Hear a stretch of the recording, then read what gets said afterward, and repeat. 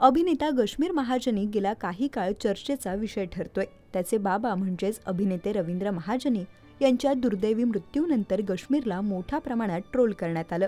अशातच काही दिवसांपूर्वी गश्मीरची आई माधवी महाजनी यांनी त्यांचं चौथा अंक हे पुस्तक प्रकाशित केलं।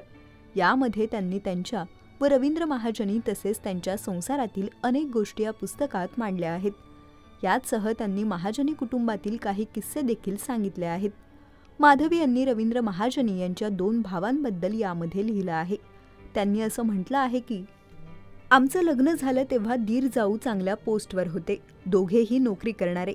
लग्न झालं तेव्हा आम्ही दोघेही काही कमवत नव्हतो। शिवाय माझ्या थोरल्या जाऊबाई आणि सासूबाई यांचं फारसं पटायचं नाही, दोघींची खडाजंगी होत असे। त्यामुळे असेल किंवा आम्हा दोघांचे काही उत्पन्न नाही, तर आता यांचाही खर्च आपल्यावर पडेल असे वाटल्यामुळे असेल। आमचं लग्न झाल्यावर थोड्याच दिवसांनी मोठ्या दिरांनी पुण्याला स्वतंत्र बिऱ्हाड केलं। नंतर दिरांनी आम्हाला पुष्कळ त्रास दिला। अचानक यायचे, आले की सतत कुणाला कुणाला फोन करत बसायचे। महिन्याचे 2-2 हजार रुपये टेलिफोनचे बिल यायचे। सासूबाई याबाबत काही म्हणाल्या तर ते म्हणायचे, माझ्या वडिलांचा फोन आहे, माझा हक्क आहे, पण बिल तर आम्हालाच भरायला लागायचं। काही दिवसांनी आम्ही रवीच्या नावाने वेगळाच फोन घेतला व हा प्रश्न कालांतराने मिटला। मात्र मी नेहमी आपलं घरातलं माणूस म्हणून त्यांच्याशी नीट वागायचे। ते आले की लगेच त्यांची गाडी मी आधी नोकराकडून धुवून घ्यायची। बाहेर निघाले तर जेवायला येताय ना, या असं म्हणायची। त्यातही गंमत अशी की जेवायला येईन असे म्हणत तेव्हा ते यायचे नाहीत आणि येणार नाही म्हणाले की हमखास जेवायला यायचे, पण मी कशाचाच बाऊ केला नाही, सोडून द्यायचे। असं जाणवायचं की त्यांचा राग रवीवर होता, माझ्यावर नव्हता। ते माझ्याशी बोलायचे नाहीत, पण रागही करायचे नाहीत।